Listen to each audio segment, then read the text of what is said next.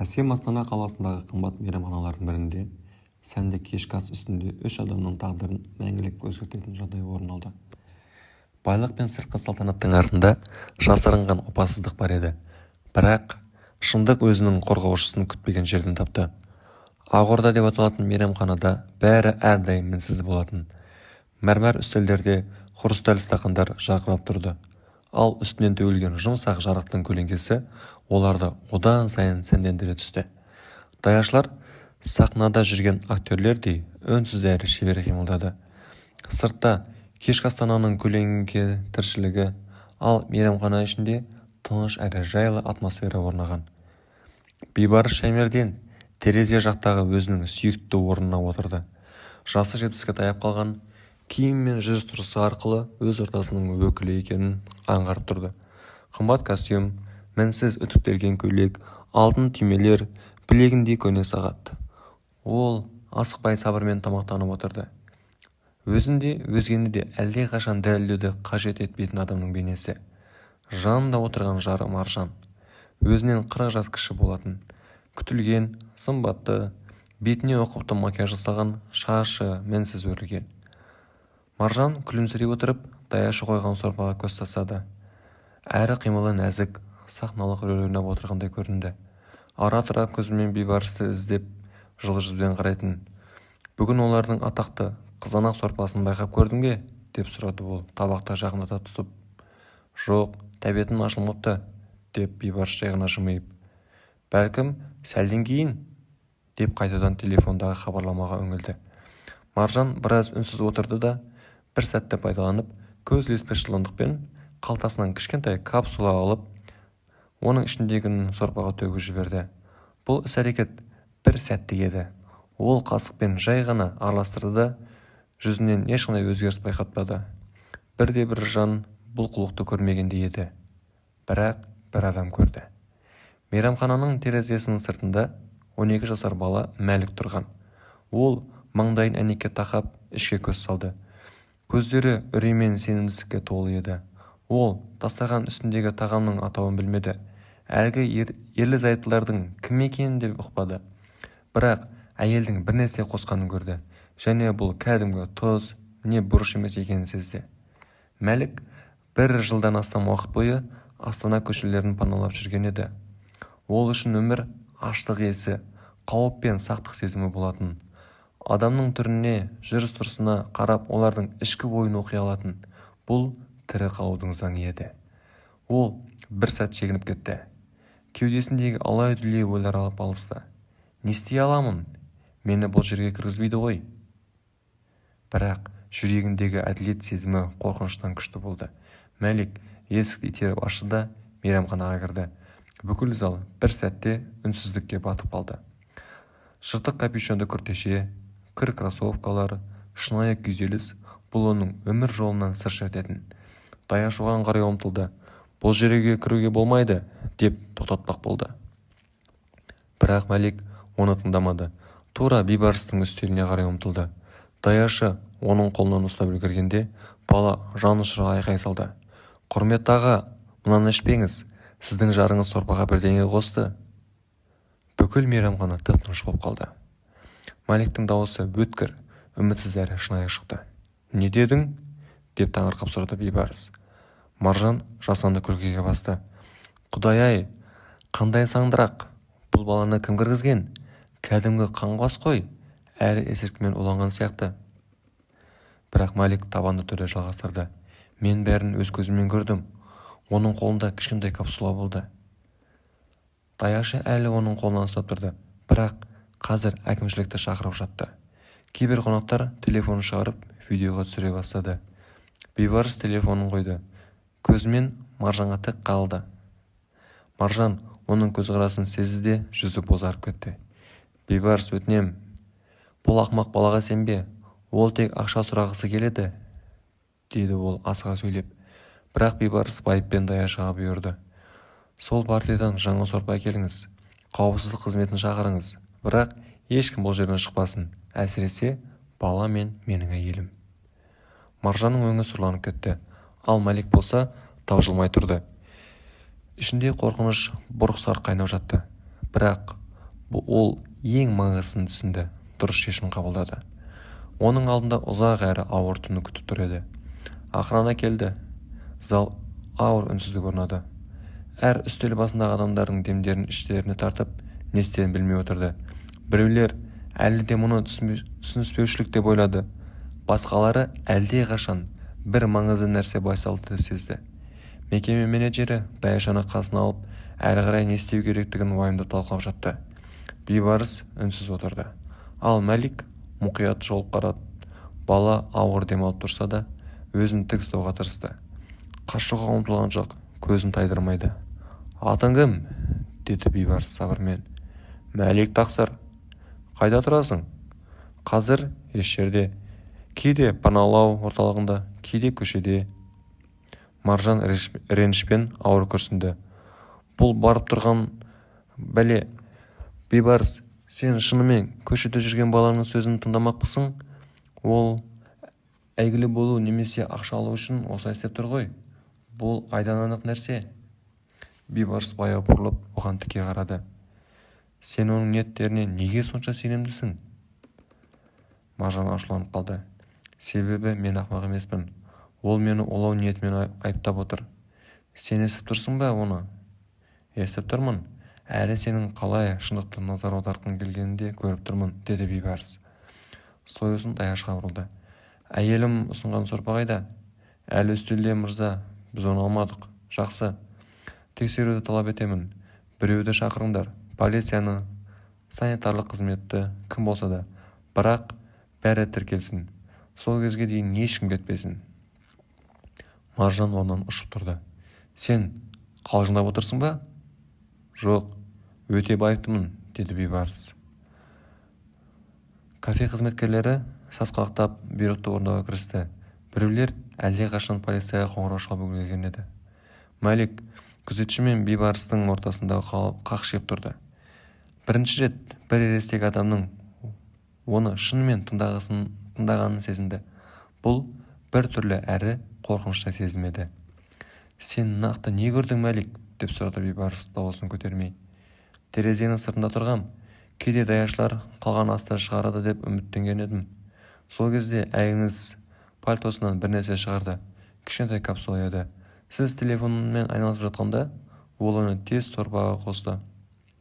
Сосын қасықпен араластырды. Мен анық көрдім. Біреу бір нәрсе жасырып жатқанын мен бірден білемін. Сонда сен осында кіріп маған айтуға бел будың ғой?» «Иә». «Неге?» Мәлик сәл кідіріп Бейбарыстың көзіне тура қарады. «Себебі мен сіздің кім екеніңізді білмеймін. Бірақ ешкім улануға лайық емес. Бай болса да, сұлу әйелге үйленген болса да». Залда отырғандардың бірі шапалақ ұрды. Қысқа, ұялшақ, бірақ шынайы. Басқалар бір-біріне қарап қалды. Маржан болса, бақылауды жоғалтып жатқанын сезіп, қайта орнына отырып, ерін тістеді. «Ол өтірік айтып тұр. Көше балалары әрдайым өтірік айтады». «Мүмкін», деді Бейбарыс. «Бірақ бәлкім дәл қазір ол шындықты айтып тұрған шығар». 15 минуттан кейін полиция мен санитарлық қызмет келді. Сорпа арнайы пломбаланып, экспресс сарапшыға жіберілді. Оқиға барысы мейрамхананың камераларына және қонақтардың телефондарына түсірілді. Маржан өзін байсалды ұстауға тырысқанымен, түріндегі ширығы барған сайын байқалды. Бір полиция қызметкері куәгерлерден жауап алып шықты. Екіншісі Бейбарыспен сөйлесті. Ол сабырлы әрі дәл баяндап берді. Мәликтің даусы қарым-қатынасқа лайық екенін атап өтті. Мәлик шет жақта отырды. Қолындағы су стақанын қысып ұстады. Ол болашақта не болатынын білмейтін еді. Полиция қызметкері ескертті. «Біз сорпаны тексереміз. Бірақ егер ештеңе табылмаса, бұл жалған айыптау болып табылады. Балаға қиындық тудыруы мүмкін». Бейбарыс басын изеді. «Егер ештеңе табылмаса, мен өзім Мәликке көмектесемін. Бірақ егер ол дұрыс болса, сіздер өз міндеттеріңізді орындауға тиіссіздер». Бір сағат өткенде алдын ала нәтиже шықты. Сорпада жүрек тоқтататын дигоксин табылды. Ол тек арнайы рецептпен ғана беріледі. Зал үнсіз қалды. Уақыт тоқтап қалғандай еді. Полиция қызметкері Маржанға бұрылды. Маржан ханым, орныңыздан тұрыңыз. Сізге кісі өлтіруге оқталу бойынша айып тағылды. Бұл қате, мен біреу жала жауып отыр, деп шыңғырды Маржан. Бірақ дауысы дірілдеді. Полиция қызметкері оған кісен салды. Кафедегілер үнсіз бақылады. Біреулер видеоға түсірді, біреулер жай ғана таңырқап қарап қалды. Маржанды алып кеткен соң кафе біртіндеп босады. Қонақтар сыбырлап, болған жағдайды талқылап кетіп жатты. Бейбарыс жалғыз қалып қойды. Ол сорпаның бостан тұрған табағына үнсіз қарап отырды. Ал қарсы бұрышта 12 жастағы Мәлик отырды. Оның бар өмірін өзгерткен бала. Бейбарыс ақыры оған бұрылып қарады. Айтқаның үшін рахмет, деді ол. Мәлик басын изеді. Оған сөйлеу қиын еді. Енді оны кез келген нәрсе үшін кінәлауы мүмкін екенін түсінді. Бірақ басқа жағынан қарағанда бәрі одан да жаман аяқталуы мүмкін еді. Бұл жақта жиі жүресің бе? Деп сұрады Бейбарыс. Балаға мұқият, жаулықсыз көз тастады. Кейде Ақорданың артында жақсы тамақтар қалдықтары болады. Кейбір даяшы тым болмаса тамақ қалдығын сыртқа шығарып береді. Бейбарыс ақыры оған бұрылып қарады. Айтқаның үшін рахмет, деді ол. Мәлик басын изеді. Оған сөйлеу қиын еді. Енді оны кез келген нәрсе үшін кінәлауы мүмкін екенін түсінді. Бірақ басқа жағынан қарағанда бәрі одан жаман аяқталуы мүмкін еді. Бұл жақта жиі жүресің бе? Деп сұрады Бейбарыс. Балаға мұқият, бірақ жаулықсыз көз тастады. Кейде Ақорданың артында жақсы тамақ қалдықтары болады. Кейбір даяшылар тамақ қалдығын сыртқа шығарып береді. Мен ештеңе сұрамаймын, тек сыртта күтемін. Әрдайым жола бола бермейді. Қайда түнеп жүрсің? Осы жерден бір квартал арада бір жабық жертөле бар. Кейде сонда жатамын, кейде панасыздарға арнаған орталыққа боламын. Бірақ ол жерде қиын, ұрлық, төбелес көп. Жалғыз жүргенім жақсы. Бейбарыс үнсіз қалды. Оның көзінде аяушылық емес, өзгеше бір нәрсе. Баланың тағдырына деген терең қызығушылық пен өкініш араласқан сезім бар еді. Ол да кедей отбасында өскен, бірақ көшеде емес. Қиындықтан өз күшімен шығу қандай ауыр екенін жақсы білетін. Неше жастасың? Деп сұрады ол. 12-демін. Ата-анаң қайда? Ата-анам қайтыс болған. Әкемді мүлде білмеймін. Балалар үйі ше? Одан да көше жақсы. Бардым, бірақ онан да жаман екен. Мәлик сөзін қысқа қайырды. Ол мұндай әңгімелерді көп айтып үйреніп қалған. Ұзақ әңгімеге ешкім құлақ аспайтынын жақсы білетін. Неге қашып кетпедің? Кенет сұрады Бейбарыс. Басыңа бәле төнуі мүмкін екенін білдің ғой. Иә, бірақ үндемей отырсам, ал сіз қаза болсаңыз, бұл одан да жаман болар еді. Бейбарыс ұзақ қарады да көзін тайдырып, әмиянның бір платина түсті визитка шығарды. Мен кім екенімді білесің бе? Деді ол. Мәлик иығын көтерді. Жоқ. Менің атым Бейбарыс Шаймерден. Мен Chambers Development Group құрылыс компаниясының негізін қалаушысы әрі иесімін. Біз тұрғын үйлер, кеңсе ғимараттар, мектептер салып, жастарды қолдауға арналған бағдарламаларды қаржыландырамыз. Естіп пе едің мұндайды? Жоқ, мен тек қоқыстан табылған газеттерді оқимын. Онда бизнесмендер туралы жазбайды. Бейбарыс сәл жымиып қойды. Әділ екен. Тамақ жегің келе ме? Мәлик кішкене ойланды да ақырын басын изеді. Бейбарыс даяшыны шақырған, оған ыстық сэндвич пен картоп фри алғысы. Мәлик асығыс емес, ұқыпты түрде жеді. Аштықты сезінсе де өз қадірін сақтағысы келді. Ол өз тамағына аса құрметпен қарады. Сенің көзің өткір екен, деді Бейбарыс. Оның сэндвичтің жартысын мұқият қарап орап, қаптамаға салынғанын байқап. Үйрендік, деді Мәлик сабырлаумен. Көшеде қырағы болу керек. Түстен өзгерек затты байқадым. Ол кәдімгі қантқа немесе тұзға ұқсамайтын. Әйеліңіз сұлу, бірақ қобалжулы. Қолындағы дірілді байқадым. Жаман іс жасайтын адамдар әрқашан бір артық қимыл жасап қояды. Бейбарыс басын изеді. Мәликтің сөздері өте дәл еді. Ол шындықты айтқандай болды. Неліктен оған сенбеу керек екенін түсіндің? Мәлик біраз үнсіз отырды. Бұрын бір бір адамды танығанмын. Ол да осылай жылы сөйлейтін, күлімдейтін, бірақ соңында мені ұрған. Оның жүзіндегі бір нәрсе таныс болып көрінді. Бейбарыс көзін тайдырып, Маржанның бейнесін есіне алды. Оның күлкілері, жылы сөздері, алдаудың кішкене белгілері. Ол бәрін елемей келген еді. Енді ғана көзін ашты. Қорқасың ба? Ол қайта оралуы мүмкін деді ақырын. Мәлік иығын көтерді. Мүмкін, бірақ қайтып келсе де, сіз енді дайын боласыз деп ойлаймын. Бейбарыс жымиып орнынан тұрды. Жүр, мен сені жеткізіп салайын. Полицияға емес, қорықпа. Мен жай ғана қайда тұратынды көргім келеді. Бәлкім саған көмектесетін жол табармыз. Мәлик біраз кідірді. Ішінде күмән бар еді. Бірақ бүгін ол бір рет тәуекелге барған және дұрыс шешім қабылдаған болатын. Ол үнсіз бас изеді. Бейбарыс есептесіп шықты. Кетерде бос қалған үстелге көз жүгіртті. Сорпа сол күйі ішілмей қалыпты. Ол түсінді. Өзі өмір сүріп жүрген әлем бұрынғыдай қауіпсіз емес еді. Бірақ оның көлеңкесінде ең болмаса шындық айтудан қорықпаған бір бала бар еді. Мүмкін дәл осы бала шын байлықтың белгісі еді. Полиция тергеуді бастап кеткен. Алғашқы сараптама сорпадан күмәнді заттардың табылғанын көрсетті. Іс тез арада аудандық прокуратураға жіберілді. Сұрақ көп болатын, уақыт аз еді. Ал оқиғаның видеосы мен әлеуметтік желілердегі жазбалар жағдайды одан сайын ушықта түсті. Бірақ бұл барлық жағдайдың шиеленіскеніне себеп болды. Жас әйелінің өз күйеуін улап өлтіруге тырысқан тарихи қылмыстық триллердің сценарийі сияқты көрінді. Бірақ бұл ойдан шығарылған нәрсе емес еді. Бейбарыс Chambers Development Group компаниясының бас кеңсесінің 5-ші қабатындағы кабинетінде отыр.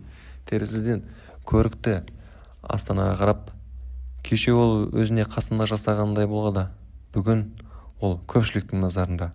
Бірақ бұл оны алаңдатқан жоқ.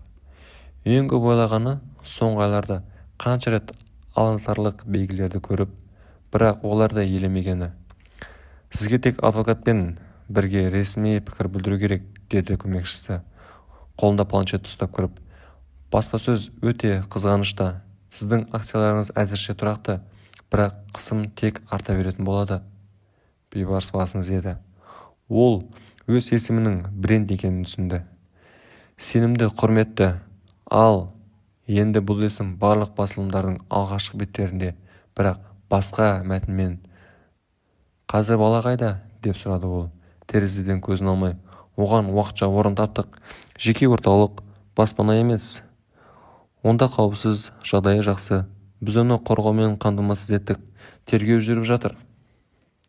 Жақсы, мен онымен бүгін кешке сөйлескім келеді. Осы уақытта полиция бөлімшесінде Маржан сұрақ жауап бөлмесінде макияжсыз, сұр свитерде отырды. Ол жас болып көрінгенмен бір уақытта ересек көрінді. Қорыққан жоқ. Бәлкім ашуланған. Оның адвокаты бөлме ішінде жүріп, әлі де сөздер айтып жүрді. Бұл ақылға сыймайтын нәрсе, барлығы абсурд, деп айқайлап еді. Оларда ешқандай тікелей дәлелдер жоқ. Тек бала бір нәрсе көрген дейді. Ол үйсіз, кәмелетке толмаған, сонымен қатар дәлелдей алмайды. Сіздің қандай да бір затты қосқаныңызды. Камералар? Деп сұрады Маржан. Бір нүктеге қарады. Өкінішке орай, сіздің үстеліңізде камера жұмыс істемейді. Бір себептермен мүмкін ақау болды. Бұл сізге пайда келеді. Ал бірақ сорпаның сараптамасы бұл мәселе. Ол біраз үнсіз отырды. Мен жай ғана әдемі кеткім келді, деді ол бір кезде. Ешқандай ажырасу, ешқандай күрес, ешқандай сот. Ол бәрібір сенімхатқа қол қояр еді. Ол да қартайған 1 ай немесе 2 ай ішінде ешкім күдіктенбес еді. Бала емес қой, деп адвокат тұрып қалды. Сіз қазір мойындадыңыз, Маржан. Ол күлімсіреп жауап берді. Шынымен бе? Сіз айттыңыз, тікелей дәлелдер жоқ. Кешке қарай Бейбарыс Мәлик уақытша орналасқан орталыққа келді. Бұл қала шетінде кішкентай үй, қайырымдылық пана ретінде қайта жасалған болатын. Мұнда тыныш, таза, тамақтың және жылы ағаштың иісі болды. Бала жалпы бөлмеде отыр. Үстелдегі ойыншықтарға қарап отырды, бірақ ойлаған жоқ. Кеше жақсы тұрдың ба? Деді Бейбарыс қасында отырып. Мен уәдемді ұмытпадым. Мәлік сәл басын изеді. Ол әлі де сенімді емес еді. Сенің арманың бар ма? Деп сұрады бейбарыс. Иә, деп жауап берді бала. Жай ғана түнде ұйықтап, қайда қонамын деп ойламай ұйықтағым келеді. Өзімнің түс щеткамды алып, ертең тамақ болатындығын білгім келеді. Бейбарыс баяу басын изеді. Іште ауыр сезіммен. Барлығы сенің қолыңда. Егер қарсы болмасаң, мен қамқорлыққа алғым келеді. Әрине, бірден емес, ресми рәсімдер арқылы. Бірақ егер қарсы болмасаң, мен сенің білім алуыңа, үйіңе, қалыпты өміріңе қолдау көрсетемін. Мәлік үнсіз отырды, кейін сұрады. Неге маған сенесіз? Бейбарыс өз алдына қарап отырды. Өйткені мен өзіме сенбедім, ал сен сендің. Барлық қиындыққа қарамастан дұрыс қадам жасадың. Бұл сенде сатып қалу қиын нәрсе бар екенін білдіреді. Ар-ождан, батылдық және қашан үнсіз қалмау керектігін білу. Ол орнынан тұрды. Мен саған өз визиткамды қалдырамын. Ертең әлеуметтік қызметкер келеді. Барлығы ресми болады. Ең бастысы, енді сен жалғыз емессің, Мәлик. Бейбарыс шығуға бет алды. Ал Мәлик осы сәтте алғаш рет ұзақ уақыттан кейін шынымен күлімсіреп, қорғанышсыз күліп отырды. 2 күннен кейін Маржанға ресми айып тағылды. Оның адвокаттары жағдайға жеңілдетуге тырысты, бірақ іс тым көп назар аударып, дәлелдер мен әсер тудырды. Уақытсыз өлім жасау әрекеті бұл жақсы байланысы бар адамдар үшін өте ауыр айып. Ал бейбарыс басылымдардың мұқабаларынан құрбан ретінде емес, сатқындықтан бастап өткеріп, сенімді таңдаған адам ретінде шықты. Бір сұхбатында ол мынандай сөз айтты. Бұл сөз бүкіл газеттерге тарап кетті. Көшедегі бала мені құтқарды. Бұл менің әлсіздігімді емес, оның күшін көрсетеді. Және әлемде осындай балалар бар болған кезде бізде әлі де мүмкіндік бар. Бір ай өтіп, көктем өзінің толық күшіне енді. Астана көшелері қызғылтақ ағаштармен гүлденді.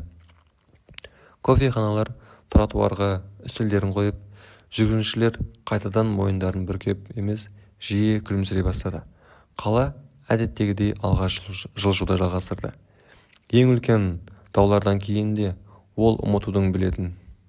Бірақ бұл ешқашан немқұрайлықтан емес, мәңгілік асығыстықтан болатын. Бірақ бір нәрсе қалды. Бейбарыстың есімі басылымдардың беттерінен түспей тұрды. Улану оқиғасы сенсация. Ашулылар, сұрақ-жауап, сот тыңдаушылары барлығы әлі де жаңалықтар арналарында және таңертеңгі шоуларда талқыланып жатты. Бірақ бір детальға назар ерекше ұзақ уақыт бойы тоқтап қалды. Миллионердің өмірін сақтап қалған бала, яғни Мәлик, Астанадағы Таунхаус ғимаратының кең, жайлы қонақ бөлмесінде печенье мен жаңа дайындалған кофенің иісі тұрды. Мәлик ас үстінде отырып, үй тапсырмасын орындап жатты. Ол жаңа футболка мен таза джинсы киіп алған. Стол үстінде цифрлы сауаттылықтар бар планшет жатыр. Ал жанында ыстық какао сусыны. Математика қалай, деп сұрады бейбарыс, бөлмеге жылы бәлішпен кіріп. Кешеге қарағанда жақсы, деп күлді Мәлік. Мен бөлшектерді түсіндім. Олар көшедегі бөлшек сияқты тек адал. Бейбарыс күліп жіберді. Бір ай ішінде олар жақындады. Қазіргі кезде олар әке мен бала сияқты емес, бірақ сөзсіз тек ересек адам мен құтқарылған бала емес, әлде қайда жақын болды. Мәлик енді жанасудан қашпады. Әрбір дыбыстан қорықпады. Ол тыныштыққа, өзінің жеке шкафына, кешкі әңгімелерге үйренді. Қамқоршылық уақытында рәсімделген еді. Бірақ бейбарыс тұрақты түрде құжаттар тапсырып қойған болатын. Мекемелер ешқандай қарсылық білдірмеді. Барлығы қалай бастағанын білетін және не болып жатқанын көріп қуанады. Сен менің сенбеуім мүмкін екенін білдің бе? Деп сұрады бір кеште бейбарыс. Олар ескі фильмдерді бірге көріп отырғанда. Я, деп жауап берді Мәлик. Ал егер сен сорпаны ішкен болсаң, ешкімге сену қалмас еді. Маржанның соты өзінің жолымен жүріп жатты. Қорғаушылар психоэмоционалды жағдайларды пайдаланып, медициналық сараптама жүргізуге тырысып, қысым мен күйзеліс туралы айтқан болатын, бірақ айыптау өте қатты тыңдалған еді. Дәлелдер оның назары мен Мәликке ауды. Бір кеште олар үйге әдеттегіден кештеу оралды. Табиғат музейіне экскурсиядан кейін Мәлик алғаш рет бинокльді қолына алып, динозаврлардың макетіне қарап, оған ессіз ғашық болды. «Сен археолог болғың келетінін айтқансың ғой?» деп еске алды бейбарыс. Бала динозаврлар туралы сөйлегенде, болғым келеді, ал қазір мүмкін тіпті боламын, деп күмілжіген Мәлик. Оның даусында жаңа бір нәрсе болды. Үміт. Олар террасада кешкі ас ішіп отырды. Көшеден әлсіз дыбыстар естіліп, жаңа піскен пиццаның иісі тарады. Оны Мәлик өзі қыздырып берген болатын. Бейбарыс оны қарап отырды, олардың жолдарын қаншалықты оңай тоғыспағанын ойлады. Барлығы бір секундқа, бір қадамға, бір үнсіз қалма деген әрекетке байланысты шешілді. «Есіңде ме? Сен тіс шөткаңды және ұйықтар жерің болуын қалағансың?» деп сұрады. Бейбарыс түннің жақындаған кезінде Мәлик басын изеді. «Енді сенде бәрі бар. Бірақ егер бір күні өзіңнің бұрынғы өміріңе оралғың келсе, мен сені ұстамаймын. Тек біл, сенде әрқашан үй бар». Мәлик ештеңе демеді. Ол жай ғана келіп, шын жүректен оны құшақтап алды. Қорғансыз. Аз ғана уақыттан кейін Мәлик жеке мектепке оқуға барды. Ол көбінесе өз құрдастарынан тез үйреніп кетті. Мұғалімдер оның аналитикалық ойлау қабілеті бар екенін айтты. Ал қорғаншылық бөлімдегі кураторы кейде бір ғана ересек адам баланың тағдырын өзгертуге жеткілікті деп қосты. Бірақ бейбарыс білді, бәрі керісінше. Кейде бір ғана бала ересектерге кім болу керек екенін еске алу үшін жеткілікті. Оқиға қайтадан жаңалықтарға енді, бірақ басқа контекстте. Бейбарыс шаймерден Мәлик атындағы қорды құрып, көшеде қалған балаларға көмектесуге бастады. Бірақ олардың батылдығы жоғалмаған. Қордың логотипінде ресторанның есігінде тұрған баланың көлеңкесі бейнеленген. Төменде оран, шынайы батыр, бұл шындықты айтатын адам. Тіпті бүкіл әлем үнсіз болса да. Тыңдағандарыңызға рахмет. Каналға